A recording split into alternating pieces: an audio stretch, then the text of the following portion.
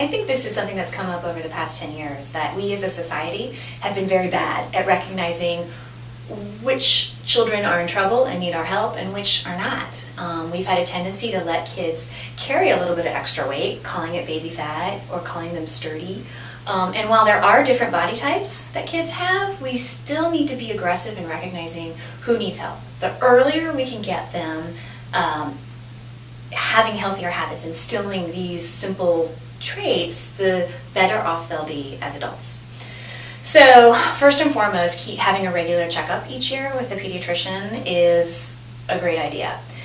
We are trained to not only recognize as we examine the child, but also to take certain parameters in. So we always look at height and weight, and then with those measurements we do a mathematical calculation called the body mass index. And that is a measurement that tells us whether your child's weight is going to be a risk factor for future health problems like diabetes and high cholesterol. The other thing is to watch what your child's eating. That alone can give you an indication of whether your child is healthy or not. And then, are they being active? Are they outside running around and participating in activities? So those are the main things to look for when you're trying to decide if your child needs help. I think it's important to really lay the foundation for your child about health. And one of the problems for kids when you say, let's be healthy, they kind of look at you with a glazed face because that doesn't really mean much to them. Younger kids in particular, so under the age of 12, the idea of health is really this abstract concept, and they are concrete thinkers, and they just don't really understand that. So beginning to talk to them as early as kindergarten about their bodies and how their bodies function is really important. And I found one of the most useful things is to talk about food as fuel.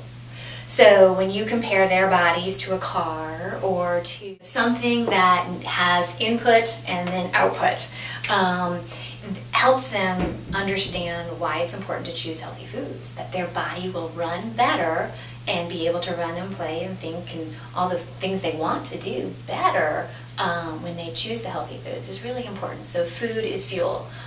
In laying that foundation, and the idea that it's important for us to take care of our bodies, and that requires effort. I think that when our children know those two things, and that comes from the parent, that just lays, again, a foundation that is going to help them have a healthy lifestyle. Another main component is teaching your child to eat when they're hungry. So most of us are eating for all the wrong reasons, right? And again, a societal thing. We eat because it's Christmas. We eat because there's a party. We eat because it's lunchtime, even though we may not actually be hungry. So you really want to teach your children to listen to their bodies and to empower them to stand up for that. So no more of this, okay, you have to clear your plate before you can leave the table. That is a very kind of archaic notion that we as parents need to move away from. I understand wanting to nourish our children and wanting them, to feel like you're putting fuel in, you want them to eat. But our job is not deciding how much and when they eat. Our job is to put the food out there and to have healthy choices available, and then the kids get to decide when and what they eat. One of the key aspects to making sure you're hitting a well-varied diet is moderation. So you don't ever want to eliminate your child's go-to food because what's the one thing we want when we can't have it, right? So you don't want to create a forbidden food idea, but that if it's ice cream, for example, which happens to be one of my favorite treats, instead of having 2 scoops of ice cream, potentially they have 1. So this idea that you can have it, but let's have it in moderation. And maybe we don't need ice cream every night, but that we have it as a Saturday night treat for remembering to exercise every day, or that it becomes a special thing as opposed to an everyday thing.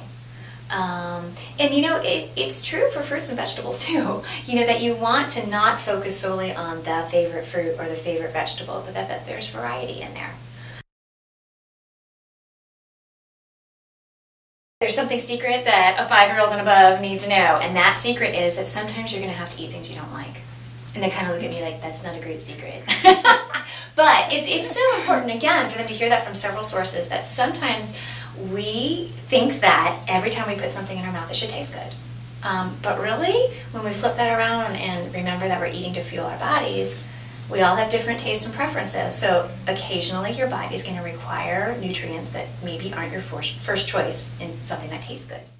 So when you serve them something that's healthy and they go, I don't like it, well, the answer is that's okay, eat it anyway, right? And that they need to get used to that. And that there will be resistance and there'll be pushback about it.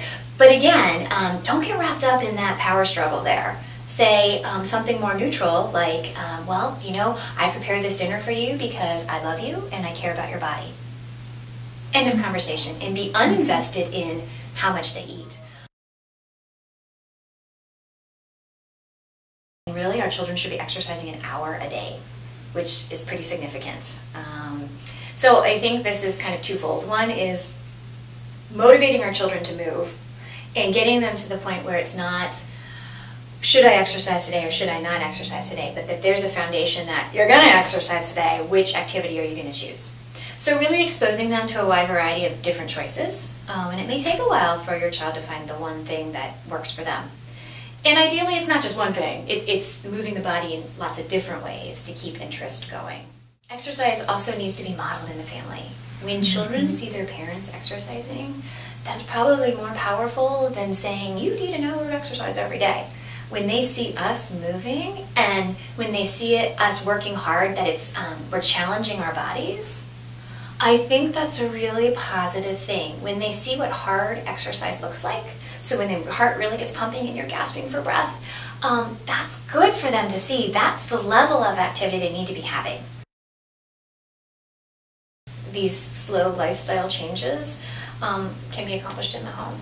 And I think that's really an important thing to remember, is that they are slow. And to be very, very patient, but persistent. And that every day you need to kind of come to the battlefield for your children and really stand up for them in a way that promotes health. Knowing that, again, I mentioned before, it's a gift. It's a gift you're giving your children when you provide them with skills to lead a healthy life.